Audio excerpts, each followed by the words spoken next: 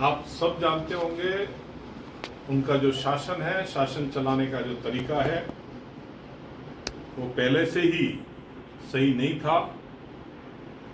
हमने हर बार अवगत करवाया था कि कांग्रेस की मानसिकता विकास ना करने की है, लोगों को परेशान करना, किसान गरीब को गुमराह करना। उसका जीता जागता उदाहरण आज पुनः पेश हुआ। मिशन 2030 के नाम से माननीय गहलोत साहब जो लोगों को गुमराह कर रहे हैं, जो मीटिंगों के नाम पे जनप्रतिनिधि का टाइम जाया कर रहे हैं। जनप्रतिनिधि अपने क्षेत्र में से मीटिंग के कारण यहाँ पे आते हैं, लेकिन उन मीटिंगों का कोई औचित्य नहीं है। आज विजन 2030 उसके तहत जल जीवन पे इन्होंने एक मीटिंग बुलाई थी। उस मीटिंग का नोटिफिकेशन इन्होंने निकाला 4/9/2023 को, यानी कल का।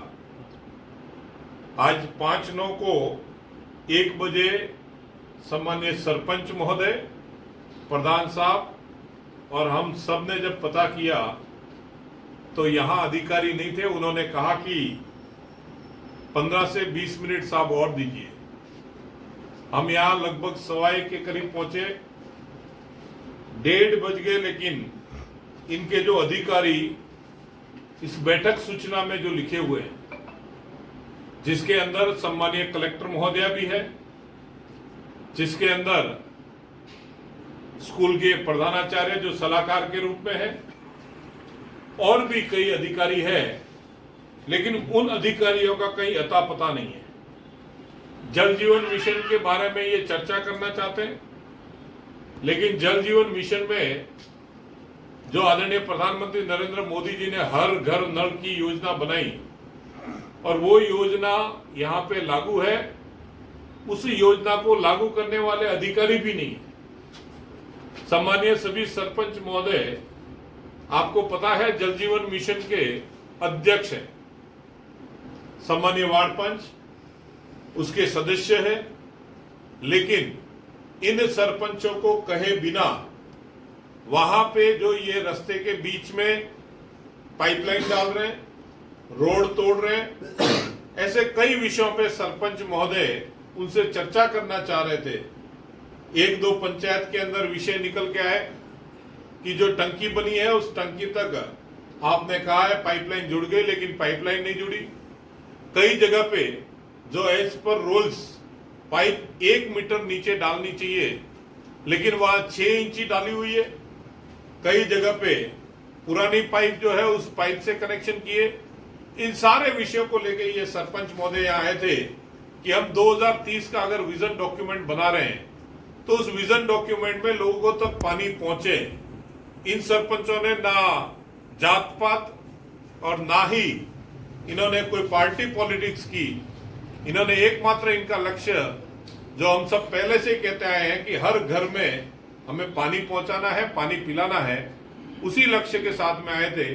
लेकिन आज इनका आना निराशाकारक रहा, क्योंकि यहाँ की मुखिया सांचौर मुख्यालय पे होते हुए भी, जिनको लोगों ने ये कहा है कि शायद उनका नाम पूजा जी है, शायद पूजा करने में व्यस्त है, उन्होंने मीटिंग में आना उचित नहीं समझा और जनप्रतिनिधि को यहां से अपनी जो बातें हैं वो बातें बताए बिना मीटिंग में से बाहर निकलना पड़ा।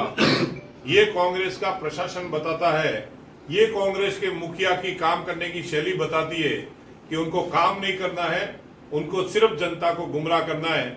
लेकिन आने वाले समय में जनता इसका जवाब देगी और ऐसे मुखियाओं पे कार्रवाई करने का कार्य करेगी। यही मैं आपसे कहना चाहूंगा। बहुत बहुत धन्यवाद। कलेक्टर महोदय से कोई वार्ता की बात? मैंने निकल के यहाँ आए और सरपंच महोदय हमारे साथ में अभी मीटिंग में चर्चा कर रहे थे, उनके वहाँ की क्या समस्याएं हैं जरूर हमने ट्वीट किया है और गहलोत साहब को हम इसके बारे में पत्र लिखेंगे। एक और मैंने गहलोत साहब को अवगत करवाया है कि ये यहाँ पे जो लापरवाही बरत रहे हैं अधिकारी, उसके ऊपर कोई ना कोई ठोस कार्रवाई होनी चाहिए। आज जैसे रावणा राजपूत समाज धरना देके आज ज्ञापन दे रहा है, जिसमें उन्होंने गाड़ी का नंबर भी बताया, लेकिन उस गाड़ी पे आज तक कोई कार्रवाई नहीं की। यहाँ पे एसपी बैठे हैं, कल के आपके ही एक न्यूज़पेपर के अंदर आया था कि दारू के ठेके जो सरेआम चल रहे हैं, आज काले कांच की गाड़ियां चल रही है। ये सारा का सारा दिखा रहा है कि ये एक ढोंग मात्र इन्होंने किया है, और उस ढोंग के कारण हमारे सांचौर को जो नुकसान हो रहा है उसकी आप परिकल्पना नहीं कर सकते हैं। आज रानीवाड़ा के अंदर धरना दे के लोग कह रहे हैं कि हम सांचौर में शामिल नहीं होना चाहते हैं। आज बागोड़ा के अंदर धरना दे के लोग कह रहे हैं हम सांचौर में शामिल नहीं होना चाहते हैं। आप सोचिए कि सांचौर की साख के ऊपर जो एक बद्दा दाग लगा है, जिला बना उस दिन जो एक बेटे को सरेआम गोली मार दी, और जिसके अंदर कुछ दिन तो हलचल रही, लेकिन बाद में आपने देखा होगा कि वो भी एकदम से शांत बैठे हैं। एक बच्ची को रानीवाड़ा में से 15 अगस्त को उठा लिया जाता है और उस बच्ची को अपहरण करके दूर फेंक दिया जाता है।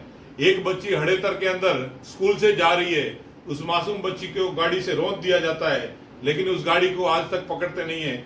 ऐसी कई घटनाएं यहाँ पे जो हो रही है, इसमें शायद ये जो प्रशासन बिठाया है ये मूक दर्शक बन के बैठे हैं, ये नहीं चाहते कि ऐसी कोई कार्रवाई होए।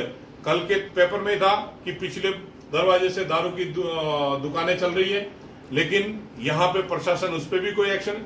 ये ऐसे सारे उदाहरण हैं, मुझे समझ में नहीं आ रहा है कि प्रशासन ऐसा क्यों कर रहा है। प्रशासन को शायद अशोक गहलोत ने छूट दे रखी होगी कि नहीं, जो हो रहा है उसको होने दीजिए और आप उनको शय दीजिए, और इसमें अशोक गहलोत का कहीं ना कहीं हित होगा, ऐसा मुझे महसूस हो रहा है। मैं तो यही